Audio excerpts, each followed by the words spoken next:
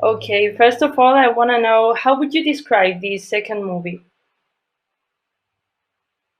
I would say it Is is just just hopefully a movie just as great, if not better, than the first one, where we take the story further forward, where everyone kind of wanted it to go, and I guess like further back because we learn more about the character's past, and I think just learn more generally on a whole about all of the characters. We get a new character as well, and yeah, it's just the same story but bigger and better with more to it. And thinking about it from a distance and knowing this is such an emotional story, an emotional film, what feelings does it provoke on you? the what feelings does it provoke? Like watching the film or just the story? Just the story and Uh, watching the film and doing it. I think that there's a lot in the film that people can relate to, even having never been in a relationship or if you've never experienced this exactly. And I think the frustration in at some parts of the story and the passion and the love and the humor. I think there's a lot of different emotions that people can sort of connect to or that would be evoked with this film and watching it.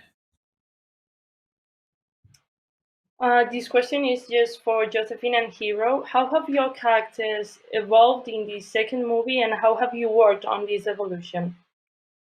I would say it's kind of kind of quite, if I put it simply, in terms of their relationship, they both fully understand their emotions for each other, and now it's a question of making them work, and that's definitely easier said than done, especially with these two characters. So yeah, I think it's, as I said, it's taking it forward in time and learning more in a whole. It's hard to say without ruining too much, but yeah, I think they learn more about themselves in a way that they can only learn after feeling and experiencing what they did in the first movie.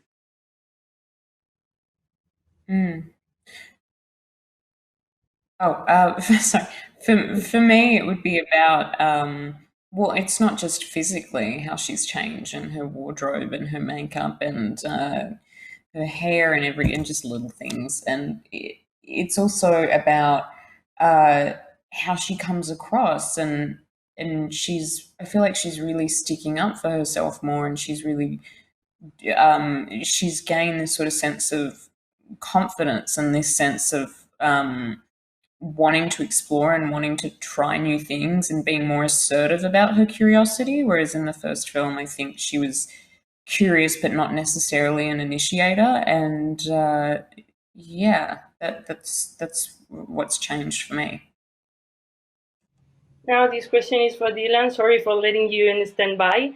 Trevor arrives and he's gonna act like the third wheel. So I want to know who is Trevor to you? How would you describe him? And also, how have you approached the character? Yeah, well, first and foremost, I connected to the fact that he was a third wheel. I mean, I've been that most of my life, so it's really easy for me to tell. And regarding coming into Trevor, it wasn't too bad.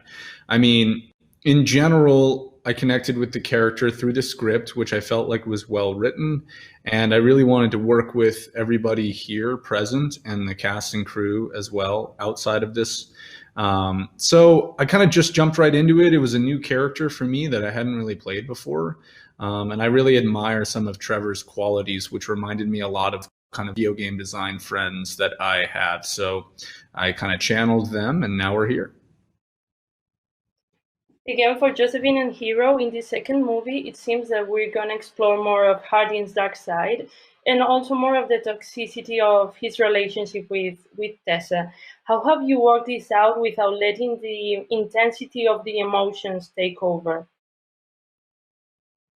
Like as actors, how do Yeah. you do those sorts of scenes in general? Well, I think it's different for everyone. I think sometimes you commit to it and you're in the moment and then you become vulnerable for a minute and then you're not. it's sort of like an on-off switch, and sometimes it can affect you. I think if it's a scene that really resonates with you in real life, it can sort of linger for a little bit. But uh, in general, that's just the job. It's about, I think acting's about empathy, curiosity, and also an ability to be vulnerable when required, sometimes in difficult circumstances.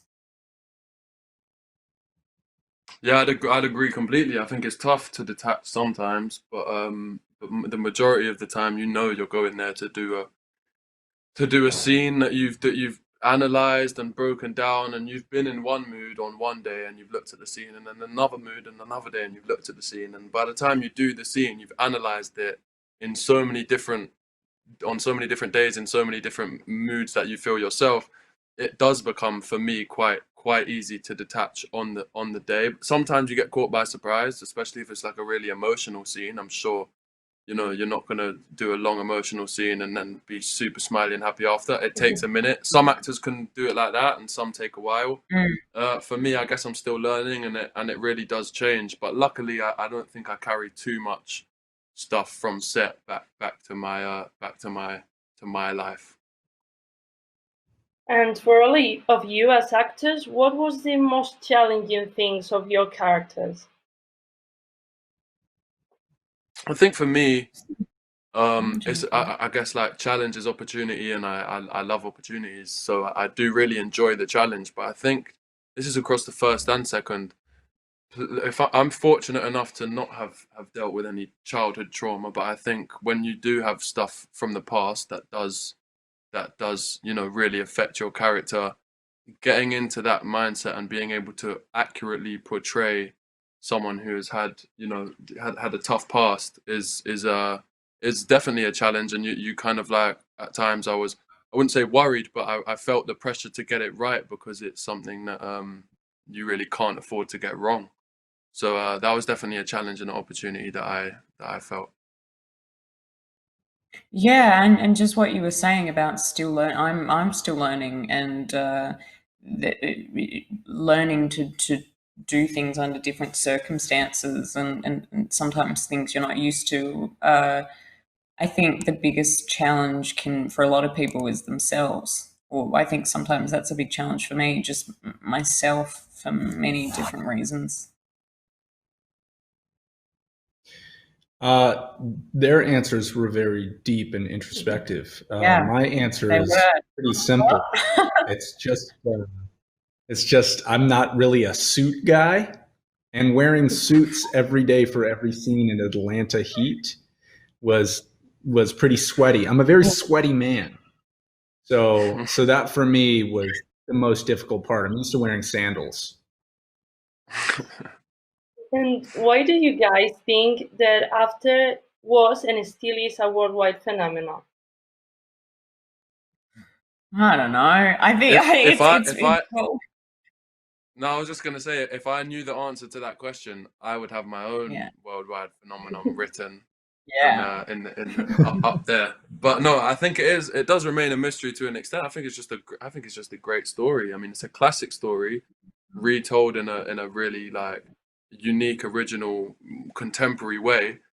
And I think it's the fact that everyone can resonate with it, and at least, you know, be entertained by it. I think if you're yet to have your first love, you can imagine what it's like. If you've had it, you can reminisce. If you're in it, you can kind of take notes, and then also, like, you know, take notes on stuff you don't want to do, because you don't want to copy everything Harden and Tessa do. But I think it's just a really relatable, but still dramatic enough to be entertaining story.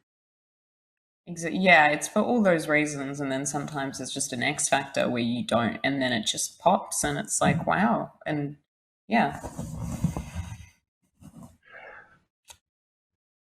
Okay, so I think we ran out of time.